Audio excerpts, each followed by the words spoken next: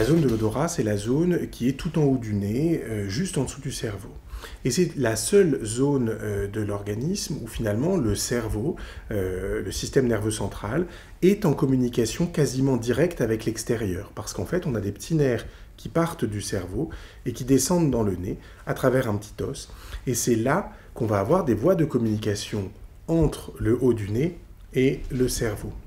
Quand on est atteint par un virus, que ce soit le coronavirus ou que ce soit d'autres virus de l'hiver, parce que c'est un phénomène qu'on connaissait déjà sur d'autres virus, eh bien, on va avoir un mécanisme de protection qui va se mettre en place et les nerfs de l'odorat, qui sont donc directement branchés entre le nez et le cerveau, se détruisent pour empêcher probablement le virus de passer dans la boîte crânienne. C'est donc un mécanisme de protection. On pourrait dire que finalement l'organisme coupe les ponts entre le cerveau et l'extérieur. C'est comme ça qu'on peut expliquer tout à fait cette perte de l'odorat. Il y a plusieurs formes dans le Covid. Il y a des formes où les gens vont perdre l'odorat pendant 5 à 7 jours et le retrouver intégralement.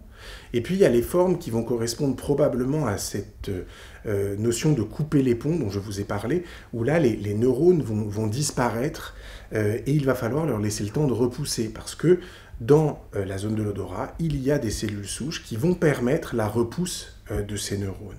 Et cette repousse, elle peut prendre 1 mois, mais elle peut être beaucoup plus longue, aller jusqu'à 18 mois à 2 ans, on dit, classiquement.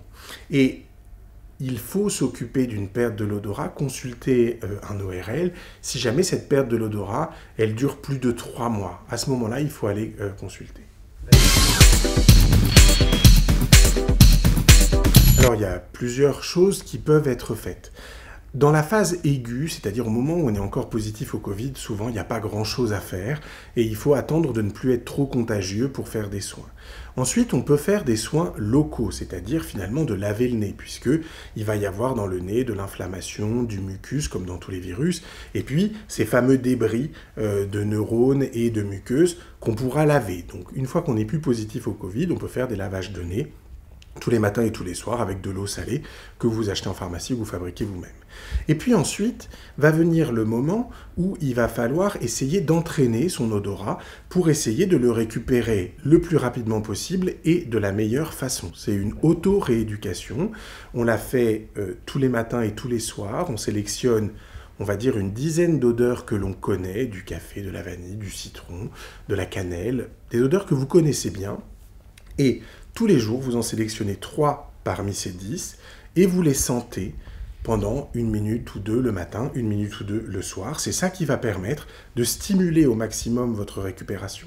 Ce qui est très important dans cette auto-rééducation, c'est qu'il faut, en même temps que l'on sent une odeur, lire son nom ou avoir une représentation graphique de ce qu'on est en train de sentir et d'essayer, dans le même temps qu'on sent ou qu'on essaye de détecter l'odeur, de se souvenir de tout ce que cette odeur apporte chez soi, de tous les souvenirs qu'on a liés à cette odeur.